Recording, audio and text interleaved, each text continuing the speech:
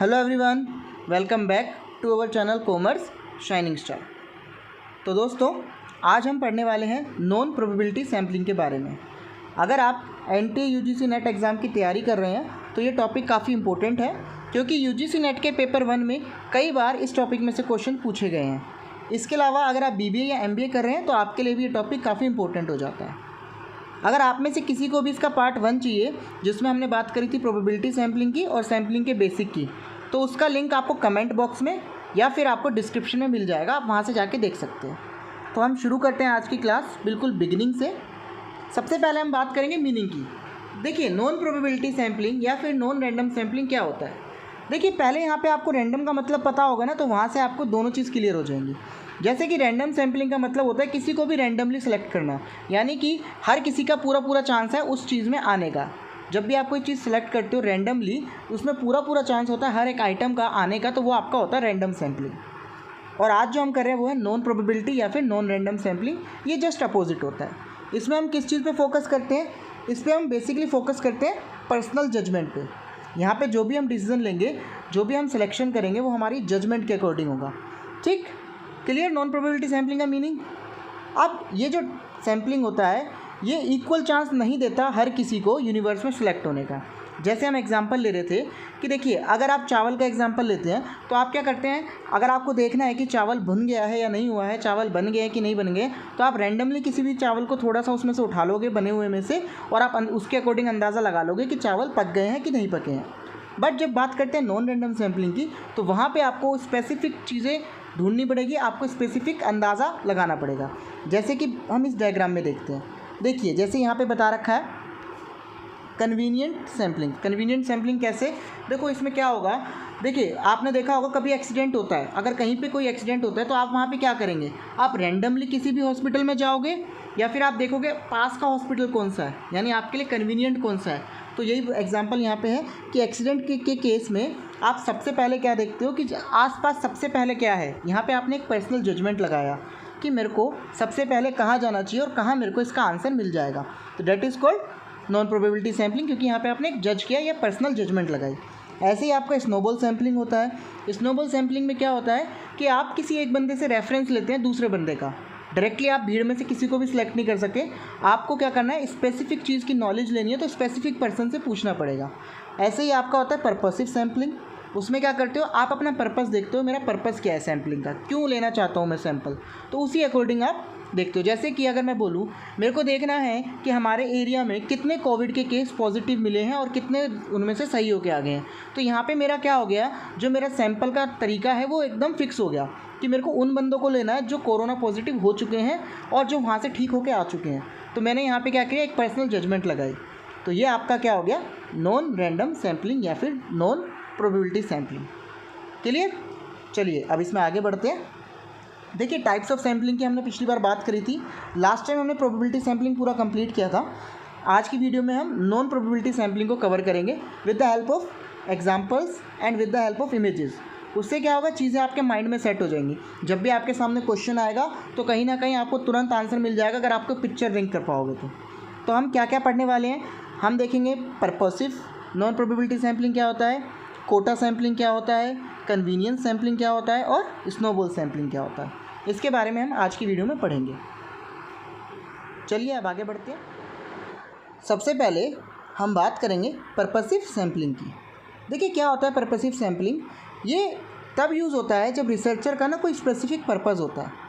जैसे कि मैंने अभी आपको बताया था कि मेरे को अगर देखना है मेरे एरिया में जहाँ मैं रहता हूँ, इस लोकेशन में कोविड-19 के कितने पेशेंट हैं जो सही होकर घर आए हैं, तो क्या हो गया, मेरा एक स्पेसिफिक पर्पस हो गया कि मुझे देखना है कितने लोग हैं जो पॉजिटिव पाए गए थे और अब सही होकर घर आए हैं। तो यहाँ पे मैं कौन सा सैंपल यूज़ करूँगा, पर्पसिव सैम्पलिंग।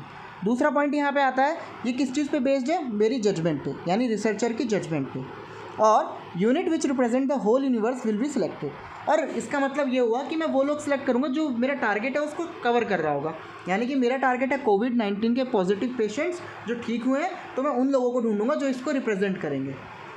ये सैम्पलिंग की सबसे अच्छी क्वालिटी क्या होती है, ये खर्चा बहुत कम उठा है इसमें, और साथ के साथ इसका टाइम भी बहुत कम लगता है, क्योंकि मेरे को अपने एरिया में देखना है तो मेरे को बस पता होगा गवर्नमेंट के रूल्स के अकॉर्डिंग मुझे पता है कि कहाँ कहाँ पे कोविड-19 के पेशेंट्स हैं, कहाँ कहाँ पे उनका लगा हुआ है, वो ठीक होकर आए हैं घर पे, तो मैं डायरेक्टली उनके पास जाऊँगा, इसलिए मेरा खर्चा भी कम होगा और मेरा टाइम भी बचेगा। तो ये हो गया आपका पर्पसिव सैम्पलिंग। इसको हम एग्जाम्पल के थ्रू भी देख सकते हैं। देखो जैसे कि यहाँ पर हम बात करते हैं इसके एग्जाम्पल की, तो एग्जाम्पल में देखो ये रिसर्चर है, इसको अपना पर्पज़ है, इसका कुछ पर्पज़ है, तो इसने पर्पज़ के लिए ढूंढा वो लोग जो इसके पर्पज़ के हैं। जैसे कि इसने देखा कि मेरे को ग्रीन कलर के जो कपड़े पहनना पसंद करते हैं उनको देखना है, तो यहाँ पे इसने जितने ग्रीन वाले हैं उनमें से कुछ लोग सेलेक्ट कर लिए, ये वाले ये वाले ये वाले ये वाले, है ना।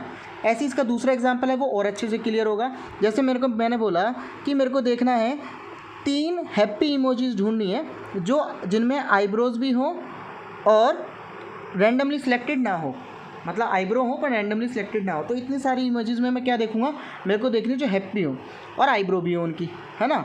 तो ये देखो ये मिल गई मेरे को, एक इसमें आईब्रो है, ये हंस रही है। इमोजीज इसलिए लिए क्योंकि इस एग्जांपल से हमें बहुत अच्छी चीज़ें क्लियर होती हैं। अगला देखो ये वाला हमने ले लिया, इसमें आईब्रो भी है और चमक रहा है ये। यहाँ पर भी देखो ये वाला भी ले लिया। तो हमने क्या किया, हमने वो लोग ले लिए जो हैप्पी भी हैं और साथ के साथ उनकी आईब्रो भी दिख रही है, तो इसलिए इसमें ये 3 सिलेक्ट हो गए। तो क्या हुआ, मेरा पर्पस था, उस पर्पस के अकॉर्डिंग मेरे को मिल गए। क्लियर। तो ये हो गया आपका पर्पसिव सैम्पलिंग। अब हम आगे बात करते हैं। अगला आता है कोटा सैम्पलिंग। कोटा सैम्पलिंग बिल्कुल कहीं ना आपने जो पहले पढ़ा हुआ है स्ट्रेटिफाइड मेथड उसके जैसा होता है। इसमें क्या करते हैं, इसमें भी हम पॉपुलेशन को ग्रुप्स में बांट देते हैं, उसके बाद कोटा फिक्स कर देते हैं हर एक ग्रुप का, और उसके बाद हम रैंडमली सिलेक्ट करते हैं। जैसे यहाँ पे सबसे अच्छा एग्जांपल कॉमन है, कोई भी गवर्नमेंट जॉब आप देखते हो तो गवर्नमेंट जॉब में क्या होता है, SC ST के लिए कोटा फिक्स होता है कि भाई 20% सीट्स इनको मिलेंगी। उसके बाद फिर हम रैंडमली सिलेक्ट करते हैं SC ST में से। क्या करेंगे, हमने सेट कर दिया SC ST, जो जितने भी SC ST होंगे उन सब की एक लिस्ट बन जाएगी, उन सब का एक सर्टिफिकेट हो जाएगा, उन्हीं में से हमें किसी को सिलेक्ट करना होगा। तो ये होता है कोटा सैम्पलिंग, कि आपने एक कोटा फिक्स कर दिया और उस कोटे के अकॉर्डिंग आपने चीज़ें ले ली। ये कहाँ यूज़ होता है, कॉमनली यूज्ड इन मार्केट सर्वे और ओपिनियन पोल्स। कहाँ यूज़ होता है, मार्केट सर्वे में और ओपिनियन पोल्स में, जब आपको कहीं ना कहीं अपने अकॉर्डिंग पोल लेने होते हैं। भाई मेरे को पता है कि मेरे को अभी SC STs के बारे में सोचना है, या फिर मेरे को अभी OBCs के बारे में सोचना है, तो मैं क्या करूँगा, उनसे डायरेक्टली पूछूंगा। तो मैंने क्या किया, एक कोटा सेट कर दिया और उसके अकॉर्डिंग काम किया। सबसे अच्छा एग्जाम्पल इसमें गवर्नमेंट जॉब का होता है, जिसमें 20 to 30% quota SC ST categories के लिए फिक्स्ड होता है। तो ये हमारा हो गया कोटा सैम्पलिंग। ठीक है, क्लियर हो गया होगा इससे। इसकी भी एक इमेज देख लेते हैं, जैसे हमने वहाँ पे स्माइली वाली देखी थी। तो देखो यहाँ पे इमेजेस से हमें क्या क्लियर होगा, यहाँ पे क्या किया मैंने, यहाँ पे कोटा सेट कर दिया मेल अबव 50 साल से जिनकी भी उम्र ज़्यादा है और वो मेल है, मेरे को उनको लेना है। तो इस पूरे सैंपल में से मैंने उन लोगों को ले लिया जो एजिड है, जैसे कि मैंने ये पर्सन उठा लिया, है ना, ऐसे ही मैंने ये पर्सन ले लिया। तो ओवरऑल मेरे पास ये डाटा आ गया फाइनली, जो मेरे कोटे के अकॉर्डिंग फिक्स है। तो ये आपका क्या हो गया, कोटा सैम्पलिंग। उम्मीद करते हैं आपको दोनों टॉपिक समझ आ गए होंगे, पर्पसिव और कोटा। अब हम आगे बढ़ते हैं। अगला है हमारा कन्वीनियंस सैम्पलिंग। अब देखिए कन्वीनियंस सैम्पलिंग क्या होता है। कन्वीनियंस सैम्पलिंग एक सिलेक्शन का मेथड है जो हमारे कन्वीनियंट के अकॉर्डिंग होता है। जो रिसर्चर होता है उसके कन्वीनियंट के अकॉर्डिंग चीज़ें होती हैं। जैसे कि हमें कोई इन्फॉर्मेशन चाहिए जो मेरे को सबसे जल्दी मिल जाए, तो ईजी अवेलेबिलिटी ऑफ इन्फॉर्मेशन। या फिर हम देखते हैं पास कौन सी चीज़ है, नियरनेस। जैसे अभी हमने एक एग्जांपल देखा था स्टार्टिंग में इमेज वाला, कि जब कोई पेशेंट का एक्सीडेंट होता है, जब कहीं पे कोई एक्सीडेंट होता है तो वहाँ पे हम प्रेफर करते हैं कि नियर बाय हॉस्पिटल कौन सा है, हम ये देखते हैं। तो हम क्या करेंगे, उस पेशेंट को नियर बाय हॉस्पिटल में लेके जाते हैं, क्योंकि वो कन्वीनियंट रहता है, क्योंकि वहाँ पे हमारा फोकस होता है कि इस पेशेंट की हमें जान बचानी है, इसकी सेफ्टी की बात है, तो इसलिए हम नियरनेस को वहाँ पे फोकस करते हैं। तो वो आपका क्या हो गया, कन्वीनियंट सैम्पलिंग। ये भी इकोनॉमिकल और टाइम सेविंग होता है, क्योंकि इसमें टाइम सबसे इंपॉर्टेंट रोल प्ले करता है। अगर हम अपने एग्जाम्पल की बात करें तो जो हमारा एग्जाम्पल है ये वाला, जिसमें हमने बात करी है एक पेशेंट की जिसका एक्सीडेंट हुआ है, उसमें हमारे लिए ना टाइम बहुत इंपॉर्टेंट फैक्टर हो जाएगा। हमें उसको टाइम से पहले पहुंचाना है हॉस्पिटल, ताकि वो बिल्कुल सही हो जाए और उसको कोई सीरियस इंजरी ना हो, है ना। तो ये आपका कन्वीनियंट सैम्पलिंग हो गया। अब देखिए इसके एग्जांपल जैसे कि यहाँ पे है कि ये रिसर्चर है ना, यहाँ पे ये रिसर्चर है, इसको देखना है कि भाई मेरे को अपने कन्वीनियंस के अकॉर्डिंग पॉपुलेशन लेनी है। तो इसने क्या किया, अपनी कन्वीनियंस के अकॉर्डिंग पॉपुलेशन निकाल ली। ये हो गया सिंपल। इसमें हमारा हॉस्पिटल वाला एग्जांपल सबसे बढ़िया है, जो इससे आपको अच्छे समझ आ जाएगा कि जब भी कहीं पे कोई एक्सीडेंट होता है, वहाँ पे आप क्या करोगे, जो भी नियर बाय हॉस्पिटल है आप वहाँ पे उसको ले जाने की कोशिश करोगे, है ना। चलिए अब आगे बढ़ते हैं। अगला है हमारा जो कि लास्ट पॉइंट है स्नोबॉल सैम्पलिंग। अब ये क्या होता है स्नोबॉल सैम्पलिंग? इसको ना हम चैन सैम्पलिंग भी कहते हैं। ये कहाँ यूज़ होता है? जब हमें इन्फॉर्मेशन जो है वो कॉन्फिडेंशियली चाहिए होती है, मतलब हमें कुछ कॉन्फिडेंशियल चीज़ों के बारे में इन्फॉर्मेशन लेनी है, तब हमारा यूज़ होता है स्नोबॉल सैम्पलिंग। स्नोबॉल सैम्पलिंग का मतलब क्या होता है? देखिए मैं आपको पहले सिंपल मीनिंग बताता हूँ स्नोबॉल क्यों कहा जाता है। देखिए जब आपने स्नोबॉल, देखिए ये स्नो का एक तरह से गोला है, एक तरह से स्नो की बॉल है ये बॉल अगर बर्फ़ में गिरती जाएगी इस तरह से, तो ये क्या करती जाएगी, अपने साथ जो जितनी बर्फ़ है उसको जोड़ती जाएगी और ये इस तरह से बड़ा होता जाएगा। तो यही स्नोबॉल का काम होता है। क्या होता है स्नोबॉल का काम? हमें देखना होता है जो डाटा है, हम सबसे पहले बिल्कुल बेसिक से शुरू करते हैं कि हमें डाटा लेना कौन सा है।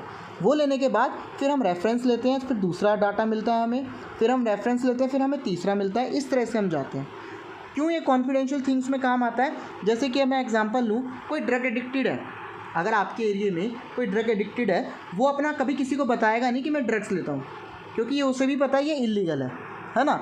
तो आप क्या करोगे, किसी एक ड्रग पर्सन को देखोगे जो ड्रग लेता हो, आप किसी एक पर्सन को पकड़ोगे जो ड्रग लेता हो, उसके बाद फिर वो आपको बताएगा कि हाँ मेरे अलावा ये पर्सन लेता है, क्योंकि कहीं ना कहीं उसको ये चीज़ मायने रखी जाती है कि कॉन्फिडेंशियल होनी चाहिए चीज़, क्योंकि अगर बात सामने आ गई तो उसको भी प्रॉब्लम हो सकती है और रिसर्चर को भी प्रॉब्लम हो सकती है। इसलिए ये कॉन्फिडेंशियल डाटा जब भी हमें कलेक्ट करना होता है वहाँ पे हमारा स्नोबॉल सैम्पलिंग यूज़ होता है, क्योंकि यहाँ पे हम एक से दूसरे की तरफ जाते हैं। एक ड्रग वाले को जब हम कंफर्टेबली पता कर लेंगे, उससे जो भी हमें इन्फॉर्मेशन लेनी है वो पता कर लेंगे, तो वो ऑटोमेटिकली दूसरे वाले का नाम बता देगा, क्योंकि कहीं ना कहीं उसको हम एक कंफर्टेबल कर देंगे कि हाँ भाई आपका डाटा कॉन्फिडेंशियल रहेगा।